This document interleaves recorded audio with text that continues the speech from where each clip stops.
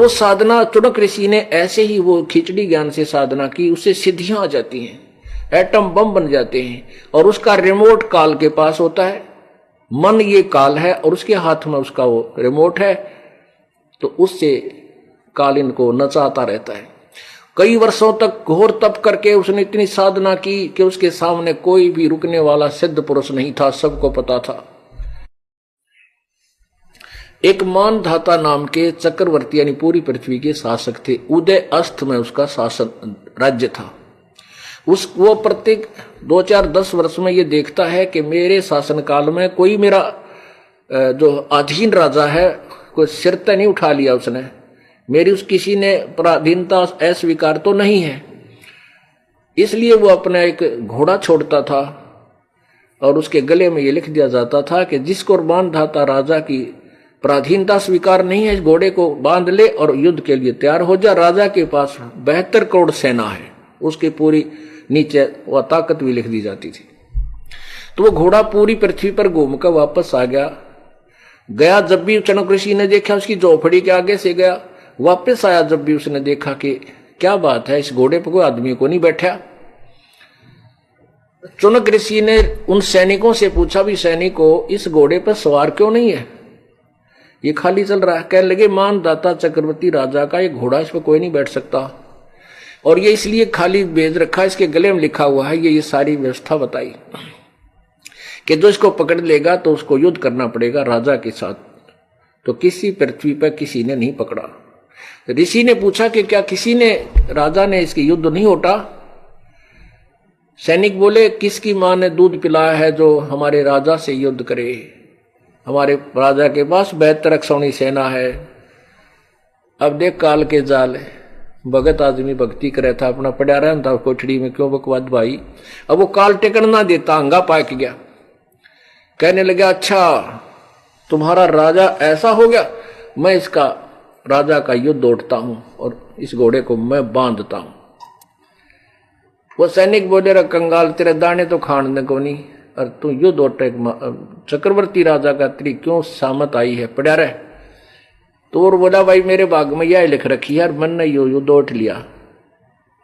कह दे तेरे राजा को जाकर कह दो।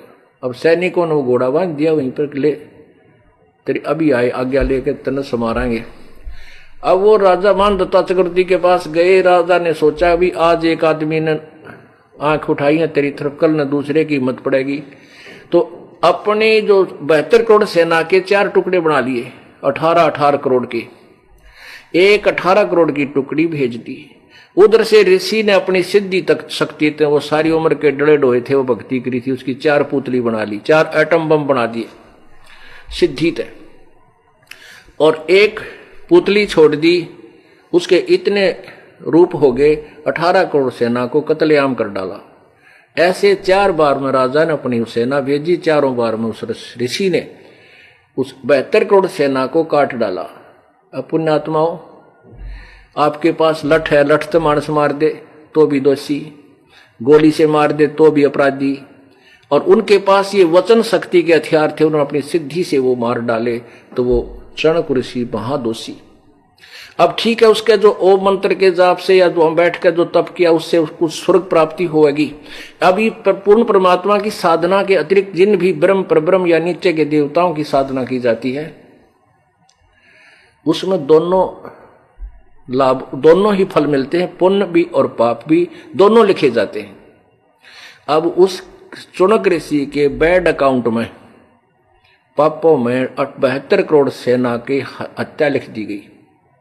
जब तक इसके पुण्य चलेंगे, इतनी अंडी पाक्या फिरा रहेगा, स्वर्ग में भी ठाठ करेगा, वहां देवता बन जाएगा, और उसके बाद जब इसकी दुर्गति शुरू होगी, कुत्ता बनेगा, सिर में कीड़े पड़ेंगे, खाज लगेगी, टांग टूटेगी, कांच लकड़ेगी। और जो सैनिक मारे थे इसके अंदर जो कीड़े पड़ के इसके सिर में चूट चूट के खाएंगे। पुण्यात्माओं, इसलिए गीता के जी के अध्याय नंबर 7 के मंत्र नंबर 18 में कहा है कि मेरे वाली साधना भी अनुत्तम है, क्योंकि इसे मोक्ष नहीं है।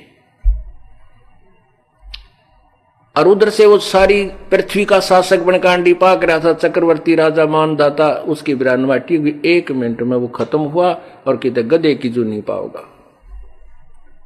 मन तो बसरे सुख सुख के सागर बसरे भाई और न ऐसा जसरे मन तू सुख के सागर बसरे भाई और न ऐसा जसरे। भाई उदय अस्त बीच चक्कर चले थे ऐसी जन ठकुराई। उदय अस्त बीच चक्कर चले थे ऐसी जन ठकुराई। एक चुनक ऋषिश्वर कल्प करी फिर खोज न पाया राई। मन तू सुख के सागर बसरे भाई और न ऐसा यसरे। मन तू सुख के सागर बसरे भाई और न ऐसा यसरे। पुण्यात्माओं, इस परमात्मा के अमृत तत्व ज्ञान का एक सेंटेंस, एक श्लोक सुलझाने के लिए 2 घंटे का ये बैकग्राउंड, 2 घंटे तक की ये भूमिका बनानी पड़ी। पूरी पृथ्वी के राजा की क्या दुर्गति, सर्व सोने की लंका होती रावण से रणधीरम। एक पलक में राज विराजी जम के पड़े जंजीरम। पुण्यात्माओं, आप में से आपको जो तत्व ज्ञान और ये मंत्र मिल गए हैं, आपके सामने पूरी पृथ्वी का राजा भी पासंग नहीं है। वो तो अपने पिछले पुण्य को बर्बाद करा है। आपके पिछले नहीं थे ऐसे, लेकिन आप भविष्य के बहुत जबरदस्त तैयार कर रहे हो और सतलोक चले जाओगे, सदा के लिए सुखी हो जाओगे। बोलो सतगुरुदेव।